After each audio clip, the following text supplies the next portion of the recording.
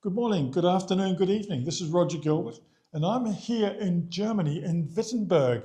And where am I? I'm at the FlourWorld Museum, and I'm standing here in the company of Volkmar Wywiol, and he is the founder of Stern-Wywiol and also the manager or the owner of the museum here.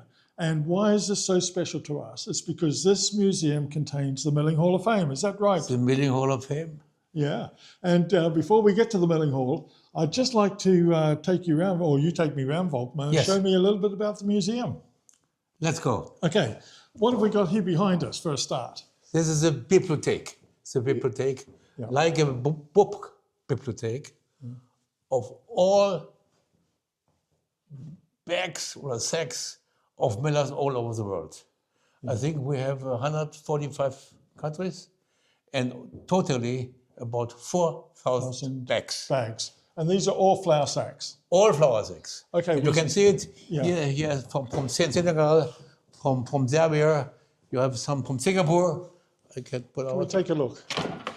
This is one of Singapore. This is a red triangle of Singapore. And we have this about 4,000. 4,000 of them.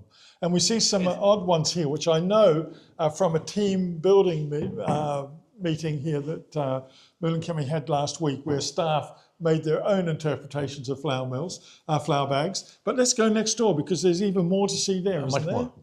And here we have some of the 4,000 on this wall behind us. A huge number of flour bags in the building. Now, on the wall here, Tuti, if you turn the camera to the wall, what is this, Volkmar? This is the Demeter. Demeter, I will give you some explanations. According to the Greek mythology, it was Demeter, the goddess of grain and fertility.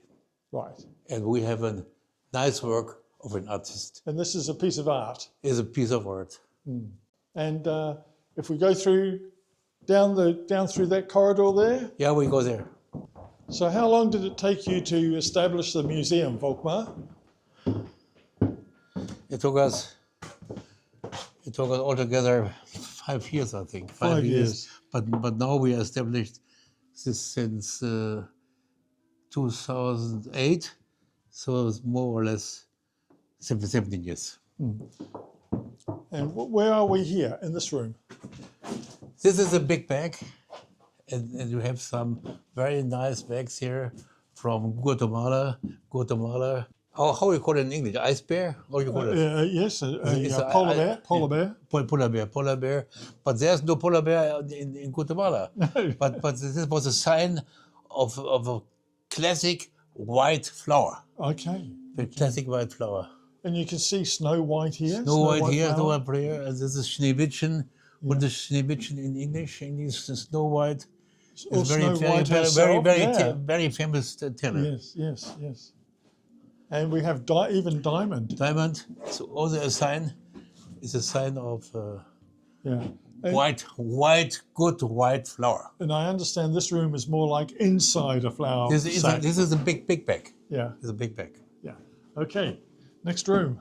And here we have the symbols of flour, and you have a symbol here, the sun symbols, and there we have the power symbols and the traditional symbols.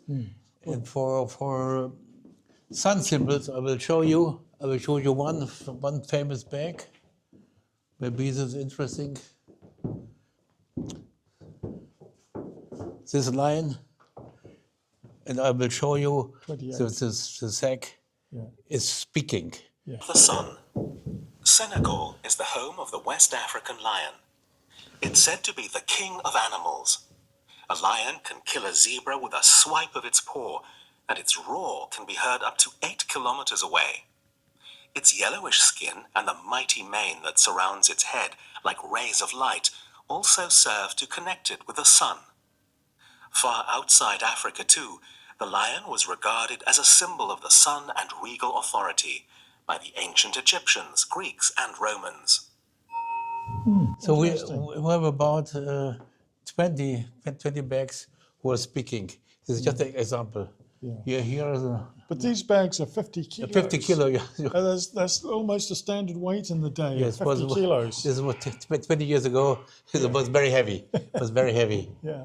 Okay. But you see here I have from 46 kilos. 46 kilo. Yeah. So Okay, and- I will show you also the power of And this is- of flour. This is a symbol, you see.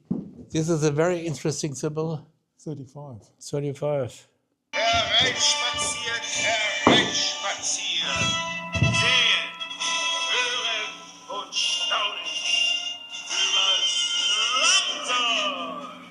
Der stärkste Mann des Universums. This The is strong man. The strong man. This is in Germany, unfortunately. Yeah. But here you've got, this one here is quite interesting, Volkmar. This is very This is- interesting, and I will give you the explanation. The explanation which number we have here. 35. I see it. 35, yes. 34. 35. 34. 34. I got it. It's very interesting. The Virgen de Covadonga, Our Lady of Covadonga, was originally honored in the north of Spain. A Marian shrine already existed in the cave of Covadonga in early Christian times. The name Covadonga means Cave of Our Lady. The victory of the Christians over the Muslims in the Battle of Covadonga in 722 is said to mark the beginning of the Reconquista, the Christian reconquest of Spain. The Christians believed that the Marian shrine stood under heavenly protection, which meant that it could not be conquered by the Muslims in the battle. As a result, the shrine became a place of pilgrimage dedicated to the Virgin Mary. In the cave in the Asturian mountains on the way to Santiago de Compostela, the Virgin of Covadonga is honored to this day as the patron saint of Asturias. The sack shows her famous cult image, erected on the wall of rock above the cave and visible from a long distance. So it is that the Virgin of Covadonga, originally a Spanish saint, was brought to Guatemala by the Spaniards in the 16th century as their patron saint to help them in their battle against the heathens of the New World. Fantastic idea. It really is. Fantastic idea. It really is. And what are these ones over here then? Well, here is a traditional science, and here's a bag from Italy, a bag from Egypt, and here's a Honeywell, is a famous company in Nigeria. Yeah. They're beautiful, aren't they? Beautiful. If you are interested, we can give you also some information about this interesting bag from. Wait a minute. 36. A symbol of traditions. This is a symbol of tradition. The picture of a baker standing by his oven Oh, yeah, was sorry. chosen by a modern Egyptian mill as a classic representation of the baker's art. But the picture originates from the 16th century German Ständebuch, the Book of Trades. The Book of Trades was a forerunner of the later encyclopedias. It contained illustrations of 114 occupations, from the Pope to a beggar, with descriptions in verse. Under the picture of the baker, or beck, the following is to be found in rhyme. Come to me if you're hungry. I have good bread from wheat and rye, baked from grain, wheat and seeds, and seasoned well with all good things. A fair weight with a fine taste, and for Easter, rolls, pretzels, loaves and buns, flat bread and pancakes can be bought from me. Interesting. And how many people do you visit the museum in a year? We have about 5,000 a year, including school classes. Yeah, 5,000. 5,000. Wow. Oh, and of course we've got. We go Yeah, there. let's do the Iceman. Let's do the Iceman. So, Iceman. Iceman. I mean, we can't come here without the Iceman.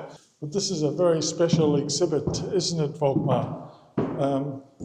This gentleman is called Otz. This is called Ötzi. This gentleman Ötzi. called Ötzi from the Alps. He lived there 5,300 years ago, and he has two wheat corns in his head. Yeah. Corn, when the corn kernels, wheat kernels in his hand. Right. when he was found. And how old is he? He is 5,300 years old. And this is, and he was found where? In the Alps? Was In this- the Alps, in Bozen, near Bozen. Okay.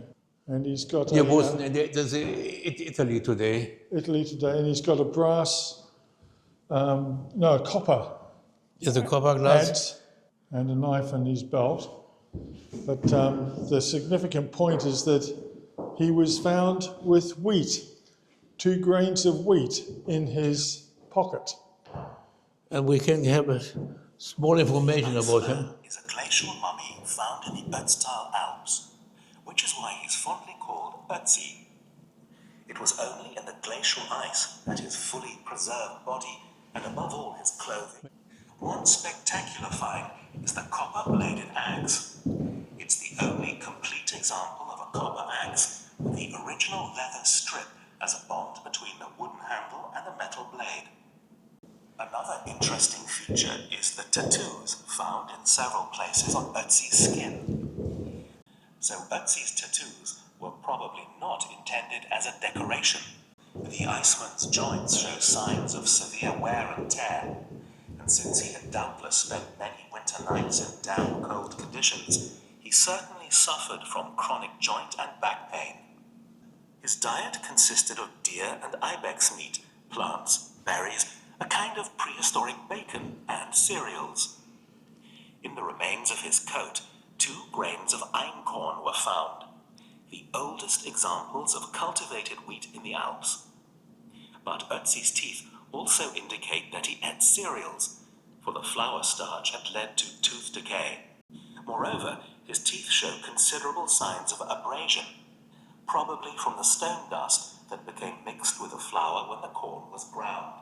Charcoal particles in his stomach suggest that it may well have been an early type of baked bread. Okay, Volkmar, we're on the... No, in that famous Hall of Fame. Yes. This is famous, and we have winners. 5 winners. 5 winners. Inductees, and Yeah. each has a replica statue here in the milling hall. This is the latest This is winner. our latest winner. Sinju Dan. Tenjo Dan from China. Yeah, visionary behind the world's largest milling company. And there is his sculpture. And the largest milling company means what? What is the output? The output is 82,000 tons of wheat per day Every day. processed by this company. 82,000 82,000 tons. per day. Absolutely amazing. And something like they have 14 different factories, but in And here we have the book with all winners, Milling Hall of Fame. and we have a page for each recipient.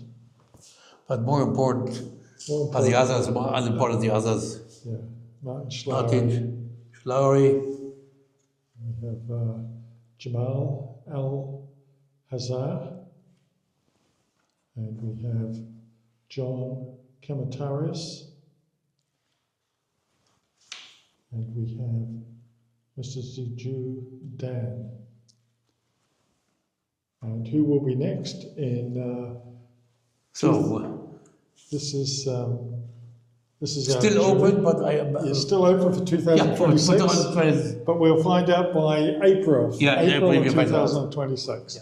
So, Volkmar, thank you very much for I taking us on the thank short you. tour. I thank you for coming to Yes. view to the And we hope museum. that many of you out there will take the trouble to come to Wittenberg. You come to Hamburg, and then it's just an hour's drive from Hamburg itself to this wonderful little village that is right on the border between the former East Germany and West Germany, and it's in this beautiful building that has been an ex-school or ex-hospital, but it's been converted by Volkmar Wywiol into this wonderful museum that reflects the very best of the flour milling industry. Thanks for coming. Yeah. Thanks for coming. And we honor all millers of the world with this museum. Yeah. Thank you very much, Volkmar. Thank you. Thank you.